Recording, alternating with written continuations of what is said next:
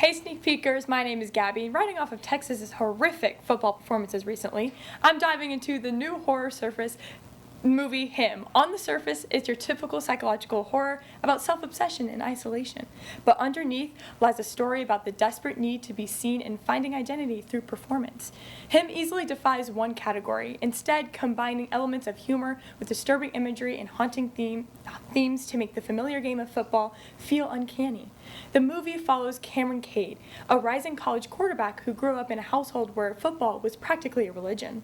And Isaiah White was its savior. White, the star player of the San Antonio Saviors, is seen as the GOAT and carries his team to victory for over a decade. Inspired by White's performances and his father's expectations, Cade is on the cusp of his own professional career until he's attacked one night after practice.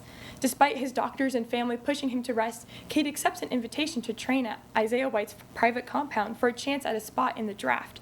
Cameron quickly unravels, experiencing violent hallucinations as drills turn into rituals and scrimmages become trials. Let me be clear, Him is not a football movie, but a movie about football. Produced by Jordan Peele's Monkey Paw Productions, it leans heavily into the social thriller genre, using psychological unease to explore larger themes rather than relying only on gore and jump scares.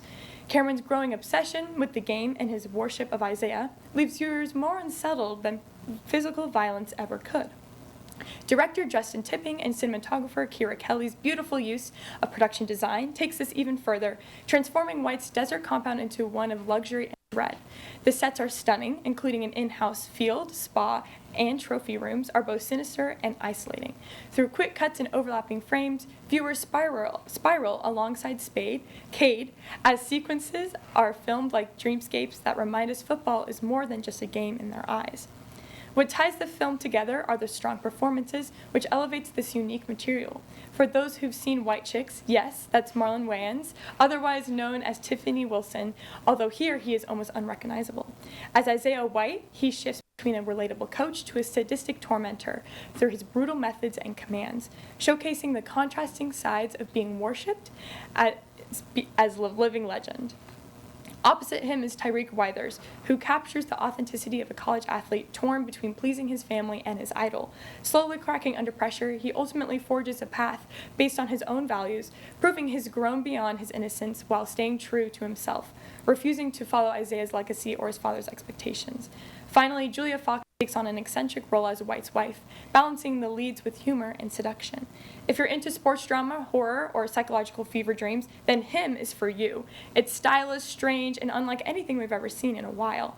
No knowledge of football? No problem. While it uses the familiar language of the sport, the film tackles themes of identity, exploitation, using tension to keep viewers fighting between laughter and unease. What impressed me most was Tipping's ability to maintain a clear, consistent storyline, despite jumping into supernatural visions experienced by Cameron. The result is a film that's as unnerving as it is entertaining, leaving you to wonder, could you survive Isaiah White's training camp? But my opinion might be different from yours. If you agree or have a different take, tag us at Sneak Peek on Instagram and let us know what you think. That's it for me now. To throw to commercial, stay tuned for more.